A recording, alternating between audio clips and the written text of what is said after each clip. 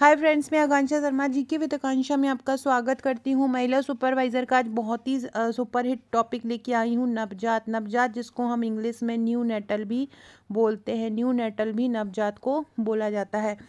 और आज हम इसके नवजात के क्वेश्चन पढ़ने वाले हैं। और ये हमारी जो ए सीरीज़ है उसका 55वां भाग है। ए सीरीज़ के आपने वीडियोस नहीं देखे हैं तो ज़रूर देख लीजिएगा। सारे के सारे ही वीडियो बहुत इंपॉर्टेंट है। अगर आप ए सीरीज़ ही कंप्लीट कर लेंगे ना तो आपका 60 से 70% कोर्स जो है वो कंप्लीट हो जाएगा, क्योंकि मैंने मोस्ट इंपॉर्टेंट टॉपिक इसमें बहुत ही ईजी लैंग्वेज में कवर करवाए हैं। तो चलिए स्टार्ट करते हैं। पहला क्वेश्चन है, नवजात की जो ऊंचाई है वो कब दोगुनी हो जाती है। देखो, नवजात जब बच्चा पैदा होता है तो उसकी जो सामान्य जो लंबाई है, ऊंचाई मतलब लंबाई, तो 48 से 50 सेंटीमीटर होती। अब ये पूछ रहे हैं कि ये कब दोगुनी हो जाती है, मतलब ये कब 100 सेंटीमीटर हो जाएगी। तो नवजात बच्चे जब बच्चा 4 वर्ष का होता है, कितने का, जब बच्चा 4 वर्ष का होता है तब नवजात की ऊंचाई दुगनी हो जाती है। नवजात की ऊंचाई दुगनी कब हो जाती है? जब बच्चा 4 वर्ष का होता है तब दुगनी हो जाती है। और जब बच्चा 13 साल का होता है तो ये तिगुनी हो जाती है। ये भी याद रखना। 4 वर्ष में क्या हो जाती है? दुगनी हो जाती है। और 13 वर्ष में क्या होता है? 13 वर्ष में तिगुनी हो जाती है। याद रखना। पहले 2 वर्षों के दौरान शरीर में वृद्धि तेज होती है। एक शिशु का जन्म का जो वजन होता है, ये तो लंबाई की बात हो रही, लंबाई धीरे धीरे बढ़ती है, लेकिन वजन जो होता है ना 6 महीने में ही दोगुना हो जाता है। जैसे कि अगर बच्चा 3.5 किलो का पैदा होता है तो 3.5 किलो का अगर बच्चा पैदा होता है तो 7 किलो का बच्चा हो जाता है 6 महीने में ही। मतलब 5 से 6 महीने में बच्चे का वजन बढ़ जाता है। लेकिन जो लंबाई डबल होती है वो जब बच्चा 4 साल का होता है तब उसकी लंबाई डबल होती है। तो ये याद रखिएगा। बच्चे की लंबाई जो होती है ना, ऊंचाई अगर हम इंच के मामले में देखें तो वो 10 से 12 इंच की होती है। पहले 2 वर्षों के दौरान बच्चे की जो ऊंचाई है वो बहुत ही कम ही, बहुत नाम मात्र की ही बढ़ती है। और आप आपसे पूछें कि अगर ये जो लंबाई होती है इसको नापा कैसे जाता है, तो सिर के ऊपर से उसकी एड़ी तक का, जैसे कि ये बच्चा है यहाँ पे उसको लिटा दिया और ये उसका सर है, तो यहाँ पे इंची टेप रखेंगे और यहाँ तक ऐसे सिर से उसको नापा जाता है।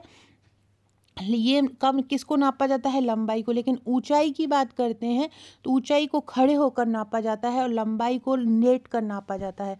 ऊंचाई को खड़े होकर नापा जाता है और लंबाई को लेट कर नापा जाता है। एक पूर्ण अवधि के बच्चे के जन्म की लंबाई कितनी होगी, जन्म के समय कितनी होगी? तो 48 से 50 सेंटीमीटर। और यदि इंच में पूछें तो 19 से 20 इंच होती है। यदि इंच में पूछें तो कितनी होती है? 19 से 20 इंच होती है यदि इंच में पूछें। और सेंटीमीटर में पूछें तो 48 से 50 सेंटीमीटर होती है। और वजन कितना होता है? 3.5 किलो। ये एक आदर्श हाइट और एक आदर्श वजन की बात यहाँ पर की जा रही है। दुगनी कब हो जाती है? 4 वर्ष में। तिगुनी कब हो जाती है? 13 वर्ष में। सारे फैक्ट याद रखिएगा। अगला क्वेश्चन देखते हैं।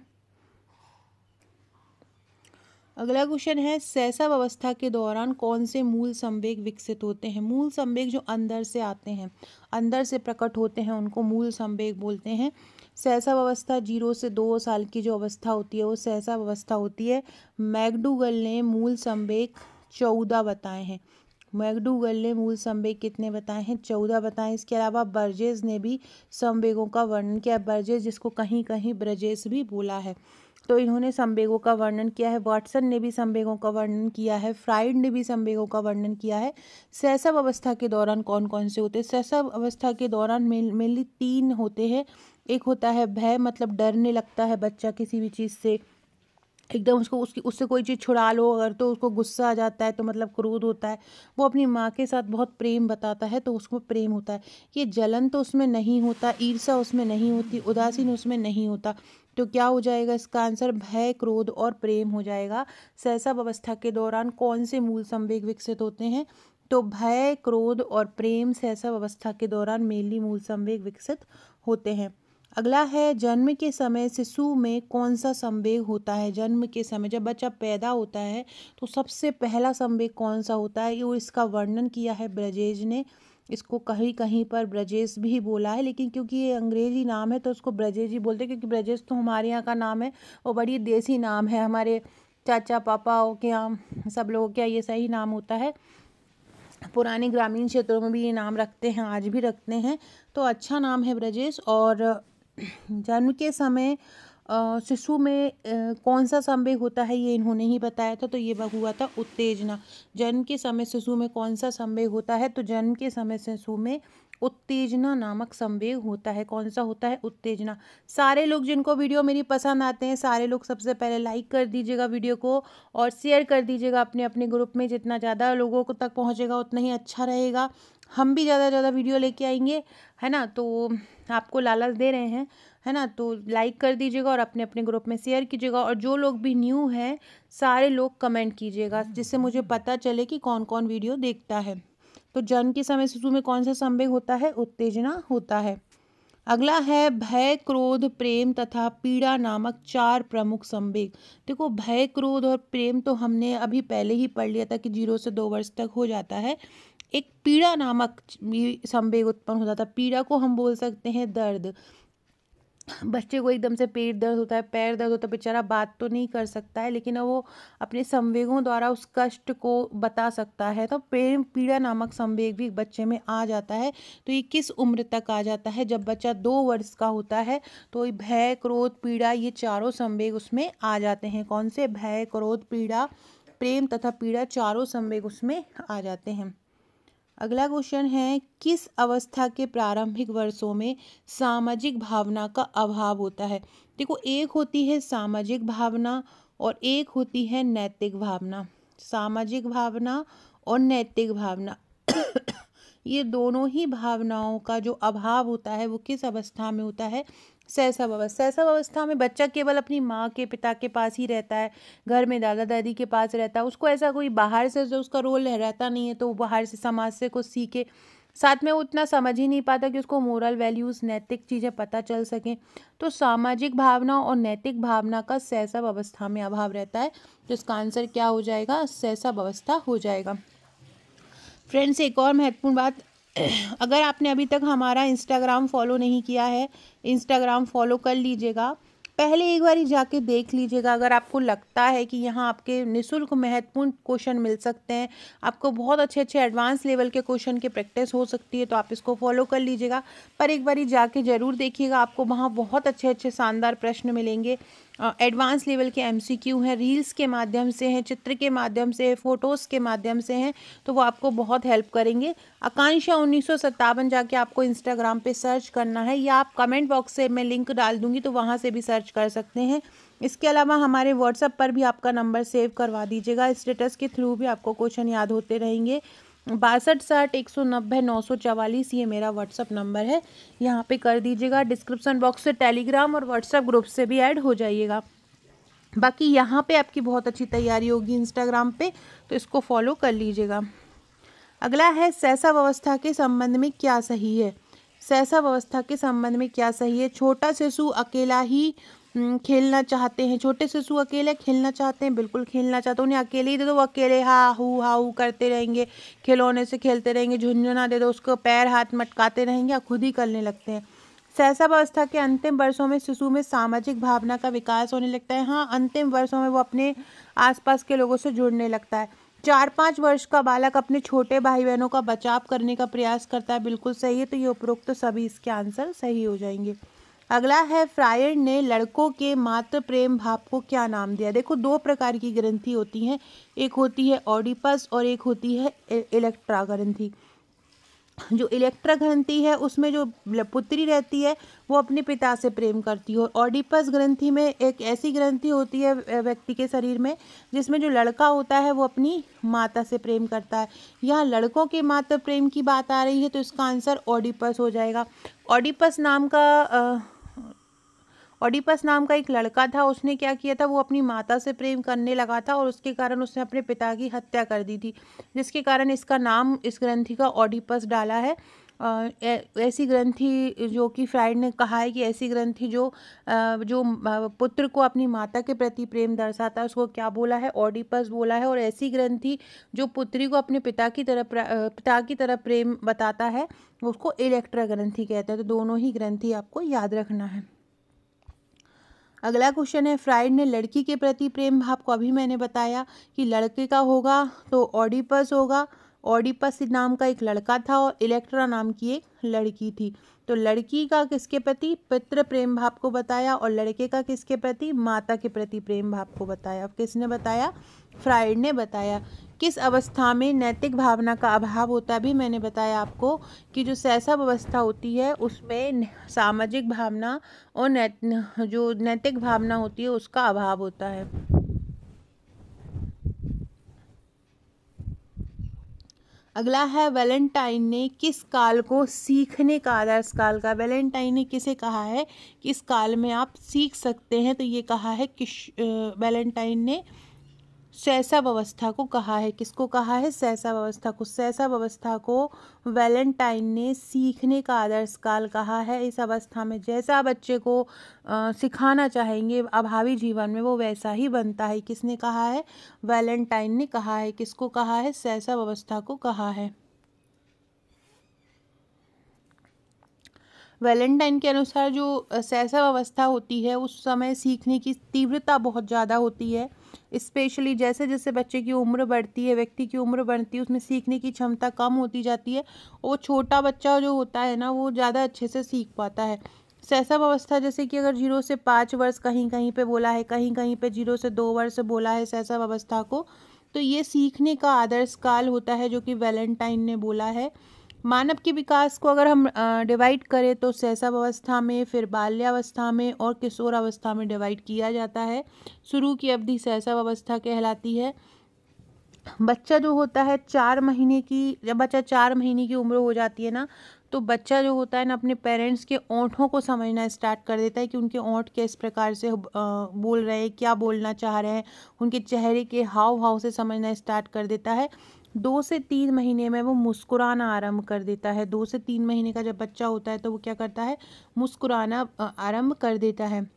एक ये जैसे कि वैलेंटाइन ने सीखने को शैशव काल को सीखने का आदर्श काल बोला है, ऐसे ही फ्राइड ने बोला है कि बालक जो बनना चाहता है अपने जीवन में वो अपने शुरू के 4-5 वर्षों में ही बन जाता है। शुरू के 4-5 वर्षों में बालक को देखकर हम ये तय कर सकते हैं कि वो अपने भावी जीवन में, अपने आने वाले जीवन में क्या बन सकता है। ये उसको फ्राइड ने बोला है कि शुरू के 4-5 वर्षों में हम ये तय कर सकते हैं। किसने बोला है? ये फ्रायड ने बोला है। क्रो और क्रो ने 20वीं शताब्दी को बालक की शताब्दी कहा है। आपसे पूछेंगे कि किसने 20वीं शताब्दी को बालक की शताब्दी कहा, तो क्रो और क्रो ने कहा। इसके अलावा थॉर्नडाइक ने कहा कि 3 से 6 वर्ष की उम्र का जो बालक होता है वो अर्ध स्वप्न में रहता है। थॉर्नडाइक ने क्या कहा कि 3 से 6 वर्ष का बालक जो होता है वो अर्ध स्वप्न में रहता है। अगला है प्रारंभिक विद्यालय की आयु किसको बोलते हैं? प्रारंभिक विद्यालय की आयु बाल्यावस्था को बोलते हैं। इस उम्र में बच्चा क्या होता है? स्कूल जाने लगता है, इसलिए इसको बाल्यावस्था बोलते हैं। अगला है स्फूर्ति अवस्था किसको बोलते हैं? स्फूर्ति अवस्था जिसमें बच्चा बहुत ज़्यादा स्फूर्ति में रहता है तो वो होती है बाल्यावस्था। स्फूर्ति अवस्था किसको बोलते हैं? बाल्यावस्था बोलते हैं। किसने कहा कि शिशु प्रतिदिन, प्रति महीने, प्रति वर्ष बढ़ता जाता है, वैसे वैसे उसकी शक्ति में भी वृद्धि होती जाती है? किसने बोला है? तो ये बोला है सोरेनसन ने। सोरेनसन ने बोला है कि शिशु प्रतिदिन, प्रति महीने, प्रति वर्ष बढ़ता है, जैसे जैसे वो बढ़ता है वैसे वैसे उसकी शक्ति में भी वृद्धि होती जाती है। ये किसने बोला है? सोरेनसन ने ये बात बोली है। अगला क्वेश्चन है बच्चों के संवेग की तीव्रता कैसी होती है? उच्च और लंबे समय तक चलने वाली? नहीं। कम और लंबे समय तक चलने वाली? बिल्कुल नहीं।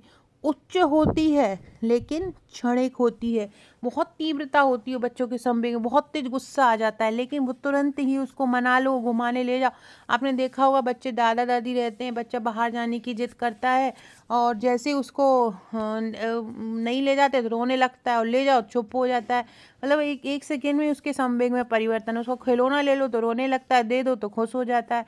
मतलब इतना क्षणिक ही परिवर्तन होता है, इतना बड़ों में नहीं होता है। जैसे हम लोग रोने लगें तो फिर रोते ही रहते हैं और हंसें तो हंसते हैं। वो बच्चों के साथ ऐसा नहीं होता, उनके जो संवेग होते हैं ना वो एकदम से क्षणिक होते हैं। अगला क्वेश्चन है जीवन के प्रथम 2 वर्षों में बालक अपने भावी जीवन का शिलान्यास करता है। ये किसने कहा है? ये स्ट्रैंग ने कहा। ऐसा ही एक फ्राइड ने बोला था, ऐसा ही फ्राइड ने बोला था। लेकिन फ्राइड ने क्या बोला था कि बच्चा 4-5 वर्षों में वह बन जाता है जो वह अपने भावी जीवन में बनना चाहता है। लेकिन फ्राइड ने क्या बोला था, 4-5 वर्षों में बोला है। और स्ट्रेंग ने क्या बोला है, जीवन के प्रथम 2 वर्षों में बोला है। स्ट्रेंग ने क्या बोला है, जीवन के प्रथम 2 वर्षों में बोला है। और फ्राइड ने कब बोला है, 4-5 वर्ष की उम्र में बोला है। अगला है, 2 वर्ष की उम्र तक बालक में लगभग सभी संवेगों का विकास हो जाता है। ये किसने बोला है, ये ब्रजेश ने बोला है। ब्रजेश ने ही संवेगों का वर्णन किया है और इन्होंने बोला है कि 2 वर्ष की उम्र तक बालक में सभी संवेगों का विकास हो जाता है। अगला है, 5 वर्ष तक की अवस्था शरीर और मस्तिष्क के लिए सबसे बड़ी ग्रहणशील होती है। यह कथन किसका है? मतलब 5 वर्ष तक की जो अवस्था होगी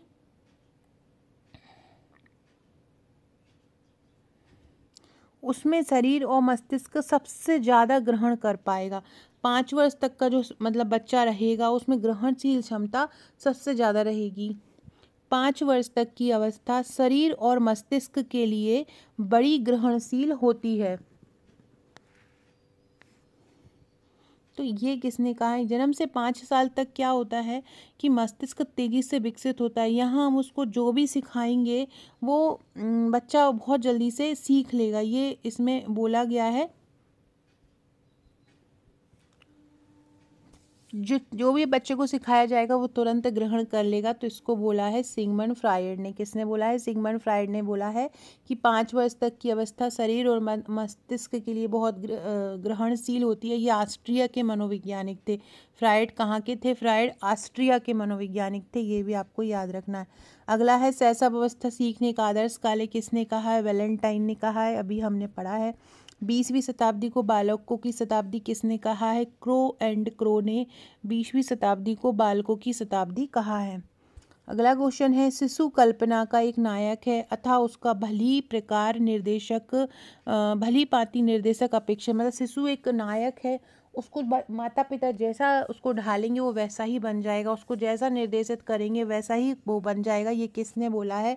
ऐसा रॉस ने बोला है। रॉस ने बोला है कि शिशु जो है वो कल्पना का नायक है, उसका भली प्रकार निर्देशक अपेक्षित है। ये कथन किसका है? तो ये कथन रॉस का है। किसने बोला है? ये रॉस ने बोला है कि शिशु कल्पना का नायक है अथा उसका भली प्रकार निर्देशन अपेक्षित है। कल्पना और रॉस, कल्पना पे रोस आता है मुझे, कल्पना पर मुझे रोस आता है, ऐसे करके इसको याद कर लो। हम हमारे जो हमारा सुपरवाइज़र का बैच है हमारा ऑनलाइन, हम जिसमें ऑनलाइन तैयारी करा रहे हैं, जिन्होंने हमारा ऑनलाइन बैच लिया है या हमारा हार्ड कॉपी नोट्स लिया, उनको हमने ग्रुप दिए हैं 3, जहाँ पर हम उनकी ऑनलाइन तैयारी कराते हैं, टेस्ट लेते हैं, टॉपिक तैयार करवाते हैं, सब कुछ हम वहाँ पे देने। जो क्वेश्चन मैं आपको करा रही हूँ, ऐसे CDP के 1000 MCQ दे रहे हैं टॉपिक वाइज। जैसे कि जो और भी पार्ट 4 में सिलेबस है, बाल देखरेख संस्था, महिलाएं देखरेख संस्था, एड्स प्रभावित योजना, बाल श्रम, बाल नीति, ये सारा कुछ हम वहाँ टॉपिक वाइज करा के उनका टेस्ट भी ले रहे हैं। तो इसी प्रकार से जो कठिन टॉपिक होता है हम उनको ऐसे ही ट्रिक द्वारा याद करा रहे हैं। आपने भी अभी तक कोई भी बैच ज्वाइन नहीं किया हो तो हमारा बैच आप ज्वाइन कर लीजिए। बहुत शानदार इजी लैंग्वेज में हम वहाँ पे आपकी तैयारी करवा रहे हैं। अगला क्वेश्चन है, शिशु के जन्म के कुछ समय बाद यह निश्चित किया जा सकता है कि भविष्य में उसका स्थान क्या होगा। यह कथन किसने कहा है? Very very important. जब आप छोटे होंगे ना और आप पढ़ने वाले होंगे तभी आपके पेरेंट्स ये डिसाइड कर सकते हैं कि अगर आप अच्छे पढ़ते हैं, उनकी बातें अच्छे से मानते हैं, होमवर्क बहुत अच्छे से करते हैं, पढ़ाई में अच्छे मार्क्स लेके आते हैं, या आपका दिमाग बहुत अच्छा चलता है, आप कोई भी खिलौनों से बहुत अच्छे से खेलते हैं, कोई सृजनात्मक गतिविधि बहुत अच्छे से करते हैं, तो इसका मतलब है कि आप भविष्य में कुछ अच्छा करने वाले हैं। ये किसने कहा है? एडलर ने कहा है। इसको ऐसे याद रखो, एल्डरमैन समझ जाते हैं कि बच्चा शिशु के समय ही, बच्चे के जन्म के समय ही समझ जाते हैं कि बच्चा आने वाले समय में क्या करने वाला है। तो ये किसने कहा है? ये एडलर ने कहा है। अगला क्वेश्चन है फ्रेंड्स, ये है हमारा महिला पर्यवेक्षक का हम जीतेंगे बैच। बिल्कुल स्कूल जैसे तैयारी करवा रहे हैं हम, टॉपिक बहुत शानदार शानदार तैयार करवा रहे हैं, वो भी बहुत इजी लैंग्वेज में, with audio lecture, with PDF, with tricks, सब कुछ के साथ करवा रहे हैं। साथ में आपको मिलने क्या वाला है इसके साथ, टॉपिक के साथ टॉपिक वाइज तो कर होगा ही, टॉपिक वाइज तैयारी तो होगी, साथ में आपको 100 प्रैक्टिस सेट, 1000 सीडीपी के MCQ, 1000 ICMR MCQ, daily topic wise test, tricks द्वारा टॉपिक याद, ऑडियो लेक्चर, डेली सरल तरीके से बनी टॉपिक वाइज पीडीएफ, सारे टॉपिक की पीडीएफ आपको मिलेगी। प्रबंधन टॉपिक वाइज कवर मिलेगा। हर विभाग की 500 प्लस योजना, जैसे महिला बाल विकास विभाग हुआ, जनजाति विभाग हुआ, स्वास्थ्य विभाग हुआ, ये सारी चीज़ें योजना मिलेंगी। सुपरवाइजर के 11,000 एक प्रश्न बैंक मिलेगा। 70 से 80,000 प्रश्नों की प्रैक्टिस होगी। अधिनियम धाराएं, मतलब हमारे जो स्टूडेंट हैं जो सीरियसली पढ़ते हैं वो कठिन से कठिन अधिनियम की भी उनको पूरी धाराएं याद है, चाहे खाद्य सुरक्षा अधिनियम हो, चाहे लैंगिक निवारण, चाहे पॉक्सो अधिनियम हो, चाहे बाल विवाह निषेध अधिनियम, सारा का सारा बहुत अच्छे से कवर करवाएंगे। जो लोग भी जुड़ना चाहते हैं, नए लोग जो भी हमारा ये पैकेज लेना चाहते हैं, मुझे व्हाट्सअप कर सकते हैं। आपको कुछ नहीं, मुझे व्हाट्सअप करके बोलना है कि आपको हमारा ऑनलाइन पैकेज लेना है, मैं आपको पेमेंट नंबर दूंगी, आपको पेमेंट करके स्क्रीनशॉट देना है, देन हम आपको ग्रुप से ऐड कर लेंगे और हमारा ये ऑनलाइन पैकेज मिल जाएगा आपको। हमारे ग्रुप में जो टेस्ट होते हैं रात को 10 बजे होता है और दिन में 4 बजे होता है। जो लोग रात को 10 बजे नहीं दे पाते हैं वो दिन में 4 बजे दे देते हैं। एक दिन पहले पूरा टॉपिक तैयार करवाया जाता है और अगले दिन उसका टेस्ट लिया जाता है। 24/7 हम तैयारी कराते हैं। मैथ्स के टॉपिक जो कठिन कठिन है ट्रिक द्वारा सॉल्व करवाते हैं, रीजनिंग के करवाते हैं, कंप्यूटर के करवाते हैं, अधिनियम करवाते हैं, योजनाएं करवाते हैं, आईसीएमआर तो हम पूरा इजी लैंग्वेज में रटवा देंगे ट्रिक द्वारा।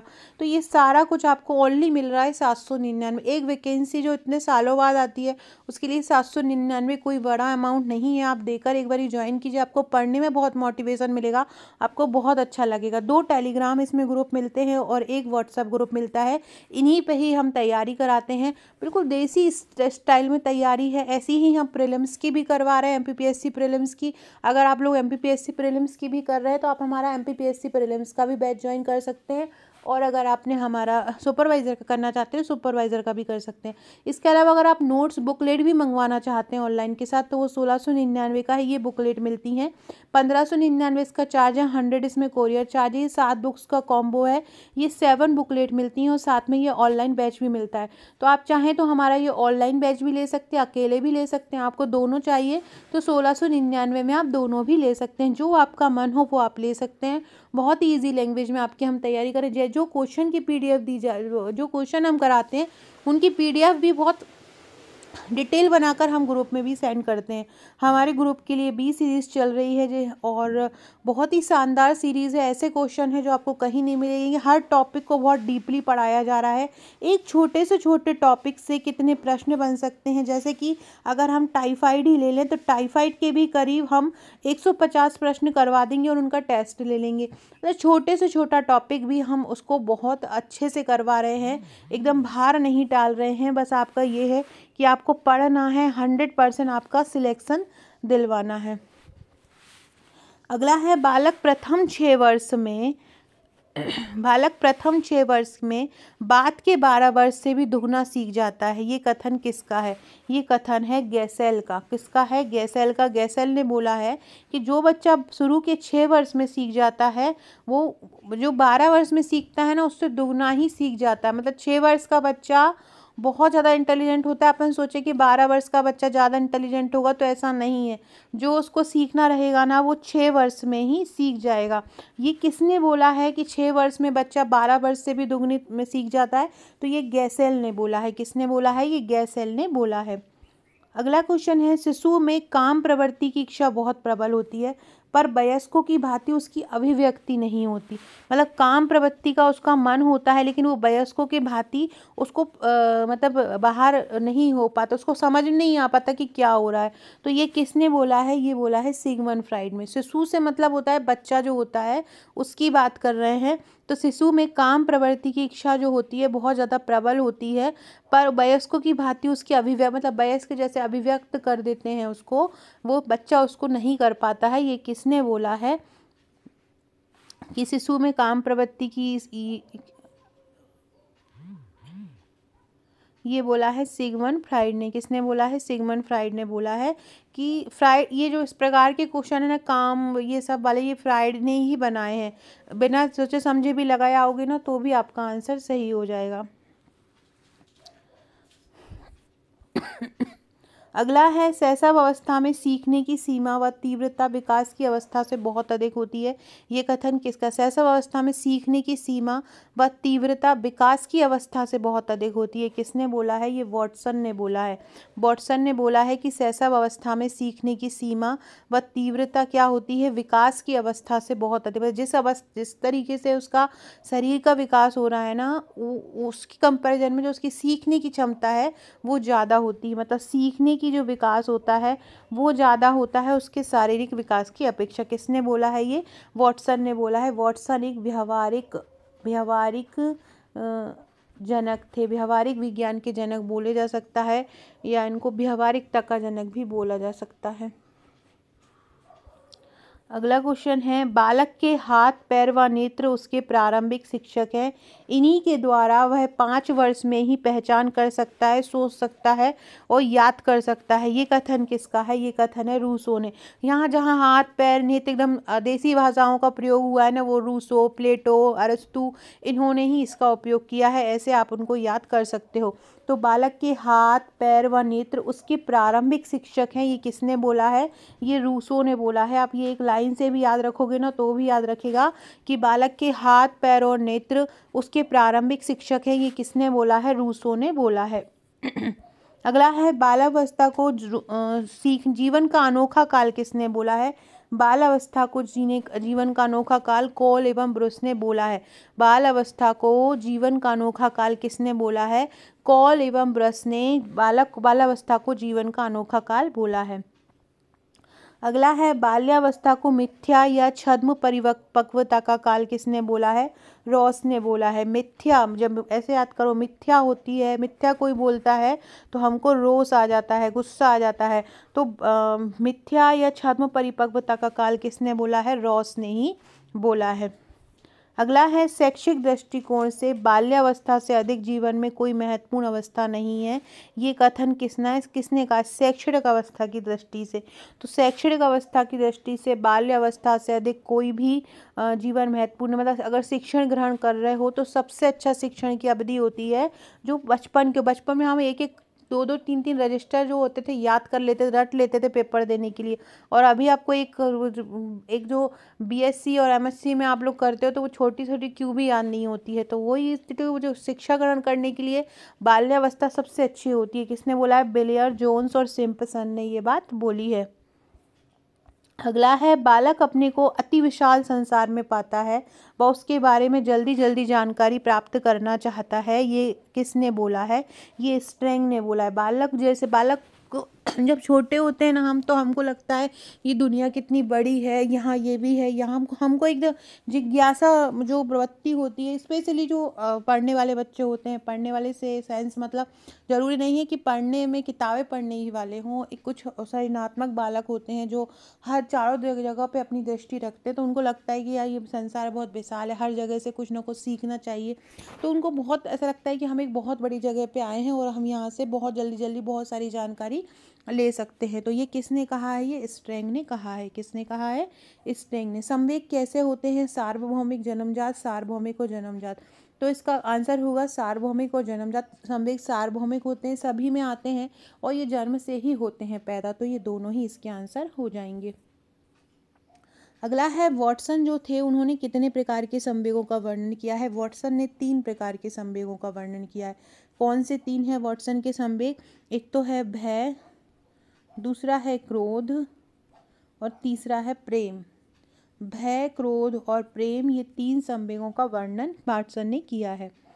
अगला है, सिगमंड फ्राइड ने कितने प्रकार के संवेगों का वर्णन जन्म के समय किया है? सिगमंड फ्राइड ने 2 प्रकार के संवेगों का वर्णन जन्म के समय किया है। कितने का? 2 प्रकार के संवेगों का वर्णन किया है। उनका नाम है मुमुसा और जिजीविसा। अधिकांश बच्चे किस आयु में पहला सार्थक शब्द बोल लेते हैं? पहला सार्थक शब्द मतलब जो आ बा बाबा पापा टापा तो ये तो बोलते ही रहते हैं। सार्थक शब्द मतलब जिसका कुछ विशेष अर्थ निकले, वो कब बोलना स्टार्ट कर देते हैं? तो 10 से 13 महीने में कर देते हैं। और 4 से 5 महीने में बच्चा रोना, कुंदन रोना, कूँ कूँ आ हुआ ऐसे करना स्टार्ट कर दे, कूकना जिसको बोलते हैं, या कुंजन करके रोना बोलते हैं, वो 4-5 महीने में रोना स्टार्ट कर देते हैं। और 10 से 13 महीने में वो प्रथम सार्थक शब्द बोलना स्टार्ट कर देते हैं। कब करते हैं? 10 से 13 महीने में करते हैं। अगला है, किस आयु तक बच्चे वृत्त, वर्ग और त्रिभुज जैसी आकृतियां बनाना स्टार्ट कर देते हैं? 3 वर्ष का जब बच्चा होता है तो वृत्त, वर्ग और त्रिभुज जैसी आकृति बनाना आरंभ कर देते हैं। अगला है, डैश अवस्था के दौरान अन्वेषण सबसे महत्वपूर्ण। अन्वेषण मतलब होता है खोज, तो ये प्रारंभिक बाल्यावस्था के दौरान सबसे ज़्यादा जरूरी होता है। शिशु की जो भाषा का विकास होता है वो जन्म से ही होने लगता है। जन्म से जब जब बच्चा होता है तो रोते हुए ही होता है, तो रोने से ही उसका शुरू हो जाता है। और 10 महीने का बच्चा एक शब्द का उपयोग करने में सक्षम हो जाता है, जैसे कि मामा, पापा, इस प्रकार के वर्ड वो बोलने लगता है। और पहले वर्ष के अंत तक उसकी जो शब्दों की संख्या है वो 3 से 4 हो जाती है। ये मेनली ये एक मतलब एक आंकड़ा है। कभी कभी कोई बच्चा ज़्यादा सीख लेता है, 2-3 शब्द ज़्यादा भी हो जाते हैं, कभी कभी बिल्कुल नहीं सीख पाता तो 2-3 शब्द कम भी हो जाते हैं ना, तो ऐसा रहता है। तो 10 महीने का बच्चा एक शब्द का उपयोग कर लेता है और 1 वर्ष के अंत तक 3 या 4 शब्द उसके हो जाते हैं। किस उम्र पर एक शिशु सर्वप्रथम सहारे के साथ बैठना शुरू कर देता है? कोई उसको पीछे तकिया वकिया लगा दो, पिलो वगैरह लगा दो तो टिकना आरंभ कर देता है। किस उम्र कर देता है? बच्चा 5 महीने में बिना सहारे के साथ बैठना शुरू कर देता है और लगभग 7-8 महीने में वो उसको बिना सहारे के बैठना आरंभ कर देता है। अगला है, किस वर्ष में अक्षरों को पहचानने की शुरुआत होती है? बच्चा जब 3 वर्ष का होता है तो वो तरह तरह के अक्षरों को मिलाकर ध्वनियाँ निकालना आरंभ कर देता है, जैसे कि बा, द, द, द, इस तरह के अक्षरों को मतलब अक्षरों को पहचानना शुरू कर देता है 3 वर्ष। जैसे कि उसको बता दो, जैसे अपनी बच्चे को घर में ही पढ़ा बोलते हैं अनौपचारिक शिक्षा प्रदान करो, जैसे उस बच्चे को घर में ही पढ़ा दो कि आ है, ये बा है, इस प्रकार से पढ़ाना आरंभ कर दो तो वो खुद से उनको पहचानना आरंभ कर देता है। कब से? 3 वर्ष तक। आमतौर पर बच्चे किस आयु में तरह तरह की अक्षरों को मिलाकर ध्वनियाँ निकालना आरंभ कर देते हैं, जैसे कि बाबा, दादा, चाचा, नाना? ये कब कर देते हैं? तो ये करते हैं 6 से 8 महीने। 6 से 8 महीने के बच्चा जो होता है वो बाबा, दादा, मामा, चाचा कहना, एक ही शब्द को बार बार कहना आरंभ कर देता है। किसने कहा कि जन्म के कुछ महीने बाद ही यह निश्चित हो जाता है कि जीवन में उसका क्या स्थान है? एडलर ने कहा, जैसा मैंने अभी एक और क्वेश्चन इसी प्रकार का बताया था आपको कि एडलर ने बोला है कि जन्म के कुछ समय पश्चात ही हम अनुमान लगा सकते हैं कि ये जो बच्चा है अपने आने वाले जीवन में क्या बनने वाला है। कितने साल में बच्चे के अस्थायी दांत निकलने लगते हैं? कितने साल होते हैं तो बच्चे के अस्थायी दांत निकलने लगते हैं? तो 6 से 8 साल। 6 से 8 साल में बच्चे के अस्थायी दांत आ जाते हैं। कितने साल में आ जाते हैं अस्थायी दांत? 20 दांत होते हैं और ये कितने में आ जाते हैं? ये 6 से 8 जो साल होते हैं उसमें आ जाते हैं। संपूर्ण पूरे दांत जो होते हैं टूट कर गिर कर पूरे आ जाते हैं। कब आ जाते हैं? 6 से 8 साल में आ जाते हैं। एक शिशु में अस्थायी दांतों का उगना कब शुरू हो जाता है? तो 6 महीने का जब बच्चा होता है तो उसमें 6 से 8 महीने का जब बच्चा होता है तो उसके अस्थायी दांतों का उगना शुरू हो जाता है। और जो अस्थायी जो दांत होते हैं वो मसूड़ों के माध्यम से आना शुरू करते हैं और 2 से 3 साल तक ये लगभग सभी में दिखाई देने लगते हैं। इस प्रक्रिया को दांत निकलना भी बोलते हैं। बच्चे का बीमार भी हो जाता है। अस्थायी दांतों हमारे जो बच्चों के दांत होते हैं वो 2 प्रकार के होते हैं। एक होता है अस्थायी दांत और एक होता है स्थायी दांत। एक अस्थायी दांत जो होता है वो जो गिर जाते हैं उसके लिए होता है और अस्थायी दांत जो हमेशा होते हैं। अस्थायी दांत की कितनी होते हैं? और ये अस्थायी दांतों की संख्या जो होती है 20 होती है और 6 महीने से ही ये निकलना आरंभ कर देते हैं। दूध के दांतों का जो सूत्र होता है, जैसे कि जो बड़े बच्चों का सूत्र होता है, मतलब हम लोगों के दांतों का सूत्र 2123 होता है, जबकि बच्चों का जो होता है शिशु के जो दांतों का सूत्र होता है वो 2102 होता है, जिसमें 4 इंसिडर होते हैं, 2 केनाइन होते हैं, 0 प्रीमोलर होते हैं। मैंने एक प्रैक्टिस सेट कराया था अभी 3-4 दिन पहले, उसमें मैंने ये पूरे दांतों को बताया था कि क्या क्या कृंतक होते हैं, क्या रदनक होते हैं। कृंतक काटने का काम करता है, रदनक फाड़ने का काम करता है, ये सारा मैंने बताया था। हमारी जैसे ए सीरीज टॉपिक वाइज चल रही है वैसे ही मैं प्रैक्टिस सेट करा रही हूँ आपको, निःशुल्क है प्रैक्टिस सेट भी। जो लोग हमारा नाम ऑनलाइन बैच ले सकते हैं ना, बुक्स ले सकते हैं, उनकी स्थिति नहीं है लेने की, तो वो हमारे निःशुल्क वीडियो भी देख सकते हैं। तो वो हमने प्रैक्टिस सेट बनाए हुए हैं, तो वहाँ पे जाके देखिएगा, हमने उसको बहुत अच्छे से समझाया है। 20 दांत जो होते हैं व्यक्ति के, वो एक जीवन में 2 बार निकलते हैं। एक वयस्क मानव का जो दांत होते हैं वो कितने होते हैं? 32 दांत होते हैं।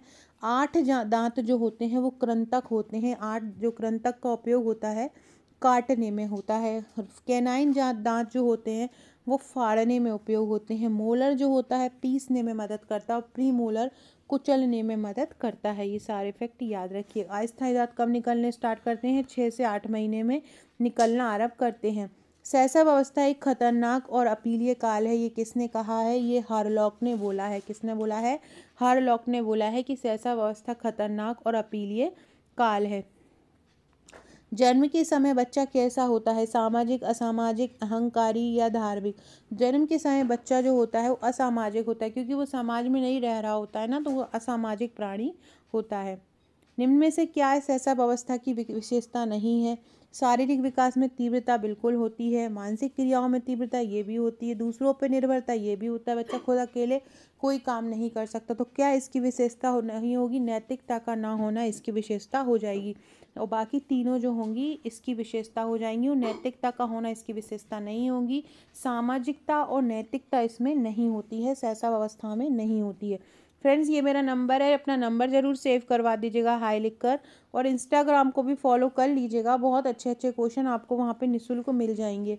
किस उम्र में बच्चे हाथों और उंगलियों पर नियंत्रण करना हासिल कर देते हैं? 2 वर्ष से 3 वर्ष तक। 2 वर्ष से 3 वर्ष तक बच्चे अपने हाथों पैरों पर नियंत्रण करना पूरी तरह से आरंभ कर देते हैं। अच्छे से चलना फिरना कैसे है, हाथ पाँव कहाँ उठाना है, क्या पकड़ना है, ये सारा उनको 2 से 3 वर्ष में अच्छे से आ जाता है। अगला है 10 महीने के बाद जब बच्चे को माँ के गर्भ से पर्यावरण में डाला जाता है तो उस अवस्था को क्या बोलते हैं? तो उसको बोलते हैं शैशव अवस्था। शैशव अवस्था, बच्चे को माँ के गर्भ से पर्यावरण में डाला जाता है तो उस अवस्था को क्या बोलते हैं? शैशव अवस्था बोलते हैं। शैशव अवस्था बोलते हैं जब बच्चे को गर्भ से पर्यावरण में या बाहर के वातावरण में डाला जाता है। अगला क्वेश्चन है, कौन सी शैशव अवस्था की मुख्य विशेषता नहीं है? अधिगम की उच्च गति होती है। बिल्कुल सही। अधिगम मतलब होता है लर्निंग, मतलब लर्न करना, सीखना। तो शैशव अवस्था बहुत अच्छा होता है, ये इसकी विशेषता तो ये सही होगी। जिज्ञासु स्वभाव होता है शैशव अवस्था में, ये भी सही होगा। अनुकरण द्वारा सीखना, ये भी होता है, जो जो करते हैं वैसा ही बच्चा करता है। चिंतनशील जो प्रक्रिया है वो इसमें नहीं होती है, तो ये इसका आंसर नहीं होगा। अगला है, एक 4 से 5 वर्ष के बालक में अपने पिता की अपेक्षा माता के प्रति अत्यधिक प्रेम की भावना विकसित हो जाती है।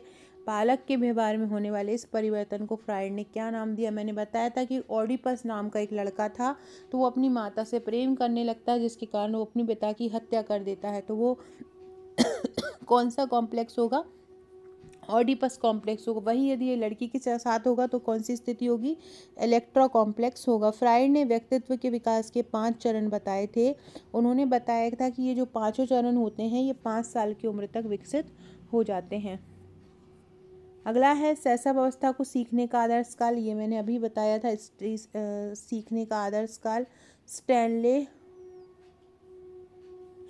वैलेंटाइन ने बताया था। किसने बताया था? वैलेंटाइन ने बताया था। वैलेंटाइन ने शैशव अवस्था को सीखने का आदर्श काल बोला है। किसने बोला है? वैलेंटाइन ने बोला है। शैशव अवस्था को सीखने का आदर्श काल किसने बोला है? वैलेंटाइन ने बोला है। फ्राइड ने बोला है बालक को जो बनना हो वो 4-5 उम्र में बन जाता है। वाटसन के अनुसार शैशव अवस्था में जो सीखने की सीमा तथा सीखने की तीव्रता है वो अन्य अवस्थाओं से तीव्र होती है। क्रो ने 20वीं शताब्दी को बालक की शताब्दी कहा है, और थॉर्नडाइक ने कहा है कि 3 से 6 वर्ष का बालक अर्ध स्वप्न में रहता है। किसने बोला है? थॉर्नडाइक ने बोला है। ये बहुत इंपॉर्टेंट क्वेश्चन है। व्यक्ति का भी मानसिक विकास होता है उसकी आधी 3 वर्ष की आयु तक, मतलब व्यक्ति का जो भी मानसिक विकास होता है, व्यक्ति का जो भी मानसिक विकास होना होता है उसका आधा 3 वर्ष की आयु तक हो जाता है। ये किसने कहा है? तो ये बोला है गुड इनफ ने। किसने बोला है? गुड इनफ ने बोला है कि व्यक्ति का जो भी मानसिक विकास होता है उसका आधा 3 वर्ष की आयु तक हो जाता है और 5 से 6 वर्ष में 90% तक हो जाता है। ये भी याद रखिएगा। जन्म से पहले ही मस्तिष्क का विकास गर्भावस्था में ही बच्चे का मस्तिष्क का विकास शुरू हो जाता है और जन्म के बाद जो मस्तिष्क का आकार होता है वो दुगना हो जाता है। मस्तिष्क का आकार की बात करें तो जन्म जैसे ही होता है तो उसका आकार जो होता है वो दुगना हो जाता है। 3 साल तक की उम्र तक मस्तिष्क का आकार वयस्क मस्तिष्क के आकार का 80% पा लेता है। भले ही शरीर का विकास नहीं हो लेकिन मस्तिष्क का विकास हो जाता है। ये नहीं कह सकते आप किसी बुजुर्ग का मस्तिष्क जितना बढ़ेगा उतना उसका मस्तिष्क का विकास होगा और बच्चे में नहीं होगा, ऐसा नहीं है। मतलब एक 5 साल का भी बच्चा होगा ना तो भी उसका एक बुजुर्ग के जैसे ही मस्तिष्क काम करने लगेगा, क्योंकि उसका विकास 90% तक 5 वर्ष में हो जाता है और 3 वर्ष में आधा हो जाता है। जो उतना भी मानसिक विकास होना होता है उसका 3 वर्ष में आधा हो जाता है। और 5 साल तक की 5 से 6 उम्र में बच्चे का पूरी टोटली मस्तिष्क का विकास बच्चे का हो जाता है। मानव विकास की वह अवस्था जिसे स्वर्ण युग कहा जाता है वो कौन सी अवस्था होती है? बाल्यावस्था होती है। बाल्यावस्था से अच्छी कोई भी उम्र नहीं होती। ना तो कुछ कोई टेंशन होती है, ना रोजगार की टेंशन होती है, ना खाने पीने की टेंशन होती है। ये सोच के खाओ, ये सोच ये पियो, ये खाओगे तो ये नुकसान करेगा, ऐसा कुछ नहीं होता है। चॉकलेट भी खूब खाते हैं, खूब खेलते हैं, तो मतलब और जोश भी रहता है, पढ़ते भी हैं, दिमाग भी बहुत अच्छा काम करता है। तो इसलिए इसको स्वर्ण युग बोला है। जीवन की सबसे जो गोल्डन एरा बोल सकते हैं तो ये इसी को ही बोला है, बाल्यावस्था को ही। अगला क्वेश्चन है किस अवस्था को जीवन का महत्वपूर्ण काल बोला है? तो शैशव अवस्था को जीवन का महत्वपूर्ण काल बोला है। शैशव अवस्था ही एक ऐसी व्यवस्था है जिसमें शरीर के संपूर्ण विकास आरंभ होता है। इस अवस्था में यदि सही से विकास हो जाता है तो पूरा जीवन ही बहुत अच्छा होता है। शरीर का विकास अच्छा हो जाता है तो दिमाग अच्छे से काम करता है। शरीर का विकास हो जाता है तो पढ़ने लिखने सारी के लिए बहुत अच्छी मतलब अच्छा दिमाग रहता है और सब चीज़ें अच्छे से गेन कर पाते हैं और पूरे भावी जीवन के लिए भी अच्छा होता है। तो जीवन का महत्वपूर्ण काल किसको कहा जाता है? शैशव अवस्था को ही कहा जाता है। बच्चे के जन्म के समय शिशु के मस्तिष्क का भार कितना होता है? बच्चे के जन्म के समय शिशु के मस्तिष्क का भार 350 ग्राम होता है, मतलब उसके पूरे शरीर का 1/4 होता है। शैशव काल में शिशु का मस्तिष्क जो होता है वो तीव्र गति से विकसित होता है। पहले 2 वर्षों में ही ये 3 गुना हो जाता है, ये याद रखना। पहले 2 वर्षों में जो मस्तिष्क है वो कैसा हो जाता है? 3 गुना हो जाता है। मस्तिष्क का विकास जो होता है उसके जन्म का 3 गुना शुरू के 2 वर्षों में ही हो जाता है। 6 वर्ष की आयु में मस्तिष्क का वजन 1260 ग्राम हो जाता है, जो कि प्रौढ़ व्यक्ति के भार का 90%। एक प्रौढ़ व्यक्ति के मस्तिष्क का वजन या हमारा जो मस्तिष्क का वजन होता है वो 1350 ग्राम होता है। जन्म के समय ये 350 ग्राम होता है, लेकिन 2 वर्षों में ये कितना 3 गुना हो जाता है। और जब बच्चा 6 वर्ष का होता है तो ये 1260 ग्राम हो जाता है। कितना हो जाता है 6 वर्ष में? 1260 ग्राम 6 वर्ष में हो जाता है। अगला क्वेश्चन है एक नवजात शिशु में शरीर में कितनी हड्डियां होती है? एक नवजात शिशु के शरीर में सबसे ज़्यादा हड्डियां होती है, क्योंकि जो कार्टिलेज होता है इधर उधर बिखरा हुआ रहता है। जैसे जैसे उसकी उम्र बढ़ती है तो जो छोटी छोटी हड्डियां हैं वो जुड़ती जाती हैं। इसको हम उपास्थि बोलते हैं। ये आपस में जुड़ती जाती हैं। जो नरम हड्डियां होती हैं, जिसको नरम हड्डी को उपास्थि बोलते हैं, ये पूरी तरह मिलती नहीं, इसलिए वो छोटी छोटी हड्डियों में बटी हुई होती हैं, जिसके कारण जो नवजात होता है उसमें हड्डियां ज़्यादा होती हैं।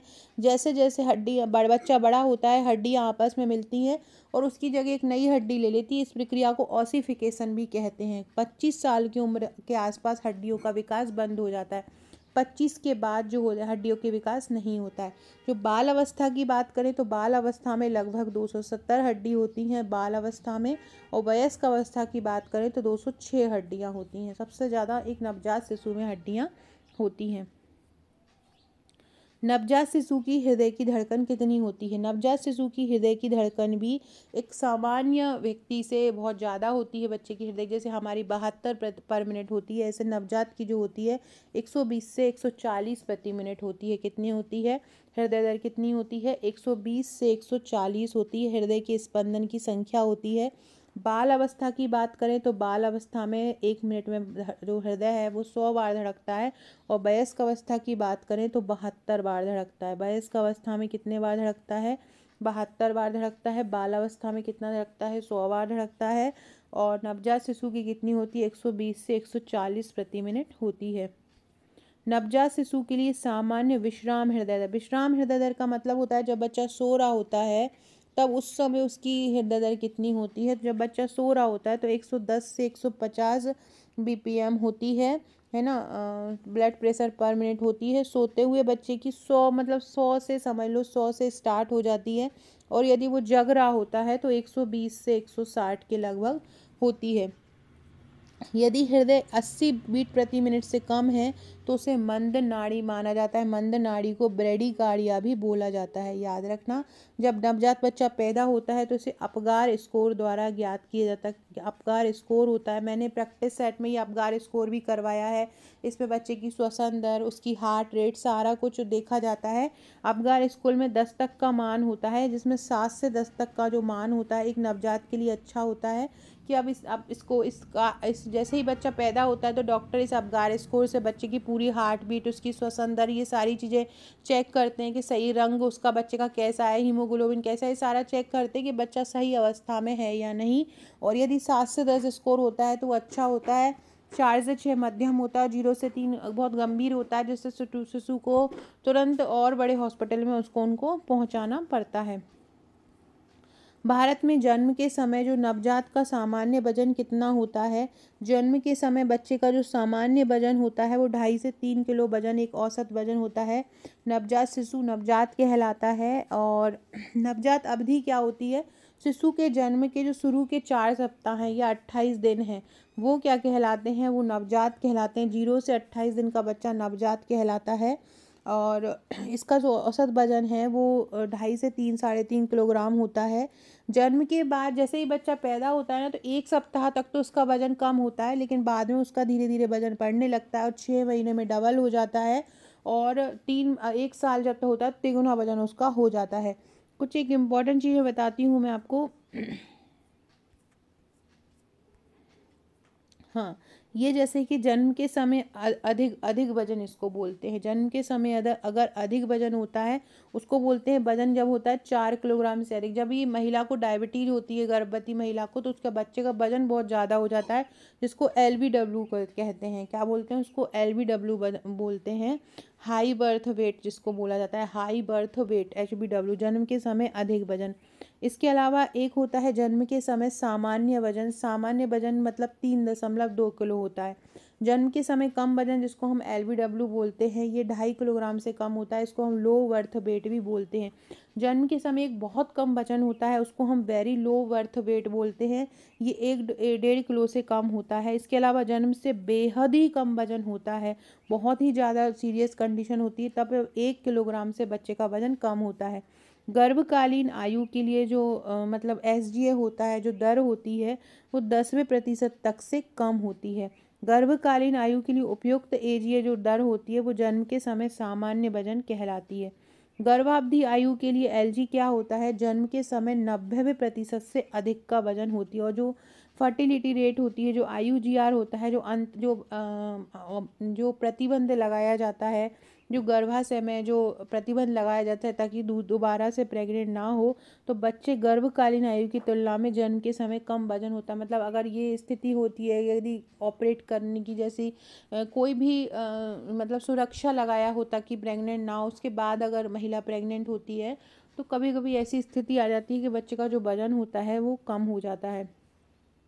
जन्म के समय एक बच्चे की लंबाई कितनी होती है, तो 45 से 50 सेंटीमीटर जन्म के समय बच्चे की लंबाई होती है। उसके सिर की परिधि की बात करें, अगर बच्चे की जन्म के समय बच्चे की सिर की परिधि की बात करें तो सिर की जो परिधि होती है बच्चे के जन्म के समय वो 35 सेंटीमीटर होती है। छाती की परिधि की बात करें कि छाती की परिधि कितनी होती है, तो 30 से 33 सेंटीमीटर छाती की परिधि होती है। 30 से 33 सेंटीमीटर छाती की परिधि होती है। और वजन जो होता है वो 2.5 से 3.5 किलो होता है। नवजात शरीर शिशु के शरीर की सामान्य लंबाई कितनी होती है, सामान्य लंबाई इनमें से देखें तो 50 सेंटीमीटर अच्छी होती है। 4 साल में ये क्या होती है, डबल हो जाती है। ये लंबाई होती है 4 साल में कितनी हो जाएगी, 100 सेंटीमीटर हो जाएगी। और 13 साल में कितनी हो जाएगी, इसकी तिगुनी हो जाएगी। तो इसकी तिगुनी का मतलब क्या होगा, 150 सेंटीमीटर हो जाएगी। 13 साल की लड़के की या लड़की की लंबाई कितनी होगी? 150 सेंटीमीटर हो जाएगी। नवजात की ऊंचाई कब दुगनी हो जाती है?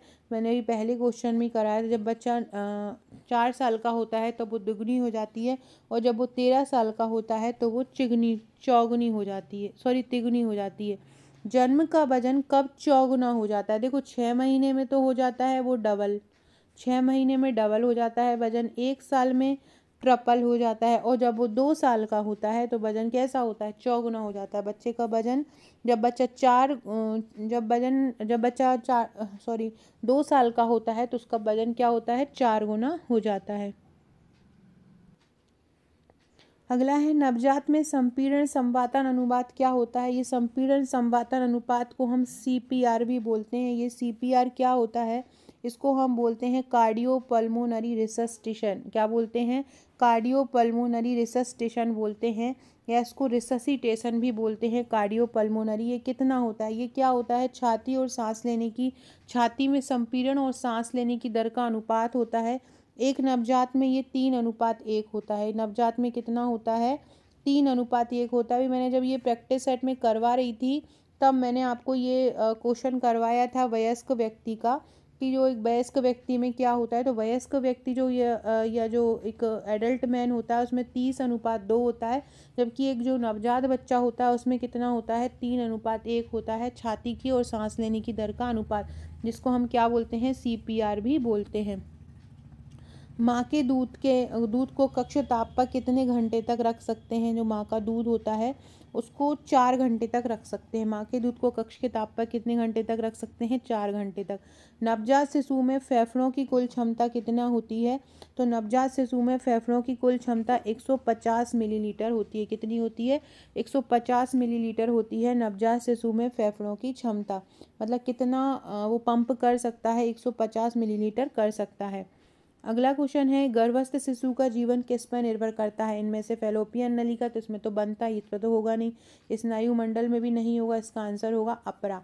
अपरा पर गर्भस्थ शिशु का जीवन निर्भर करता है। फ्रेंड्स, जो लोग भी हमारा ऑनलाइन बैच लेना चाहते हैं जल्द करा दीजिए, क्योंकि अगला जो अधिनियम हम कराने वाले हैं, लैंगिक निवारण अधिनियम कराने वाली हूँ मैं 20 के बाद। तो आप लोगों को एक एक अधिनियम बहुत आराम से अच्छे से समझ में आ जाएगा। जो भी अधिनियम हो चुके हैं हम फिर से उसका रिवीजन कराएंगे, फिर से उनका टेस्ट लेंगे, फिर से ऑडियो द्वारा तैयार करवाएंगे, ट्रिक द्वारा तैयार करवाएंगे। तो सारे लोग ज़रूर इस पैकेज को ले लीजिएगा। 6260190944 मेरा नंबर है।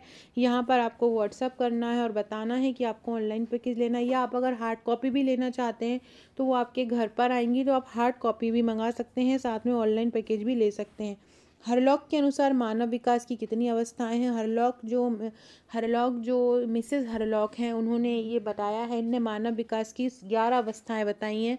इन्होंने गर्भावस्था से लेकर ये अवस्थाएं बताई। इसके अलावा इन्होंने किशोर अवस्था को 3 भागों में डिवाइड भी किया है, बाल्यावस्था को भी 2 भागों में डिवाइड किया है। इस प्रकार से टोटल इन्होंने 11 अवस्थाएं बताई हैं। देखो कौन कौन सी हैं। सबसे पहले गर्भावस्था हो गई, गर्भधारण होने से शिशु के जन्म तक। दूसरी हो गई नवजात अवस्था, शिशु के जन्म से 14 दिन तक। तीसरी हो गई शैशव अवस्था, 14 दिन की आयु से 2 वर्ष की आयु तक। ये पूछते हैं कि हरलॉक ने शैशव अवस्था को कितना बताया है, तो 14 दिन से 2 वर्ष तक बताया। बाल्यावस्था 2 वर्ष से 11 वर्ष तक बताया है। किशोरावस्था 11 वर्ष की आयु से 21 वर्ष तक की आयु होती है। फिर होती है प्रौढ़ावस्था और वृद्धावस्था। ये जो बाल्यावस्था है इसको पूर्व बाल्यावस्था और उत्तर बाल्यावस्था में बांटा है। इसके अलावा किशोर अवस्था को 11 वर्ष की आयु से 21 वर्ष की आयु तक में बांटा है। और फिर प्रौढ़ावस्था है और वृद्धावस्था है। किशोर अवस्था जो बांटी है उन्होंने इस प्रकार से 3 भागों में बांटी है। एक बांटी है पूर्व किशोर अवस्था 11 वर्ष से 13 वर्ष तक, मध्य किशोर अवस्था 13 वर्ष से 17 वर्ष तक, और उत्तर किशोर अवस्था 70 वर्ष से 21 वर्ष तक। इस प्रकार हरलॉक ने इसको डिवाइड किया है।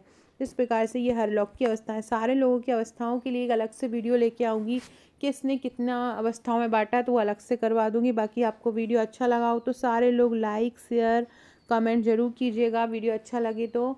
और अगर हमारा नोट्स लेना चाहते हैं तो मुझे व्हाट्सअप कीजिएगा। Okay friends, thank you.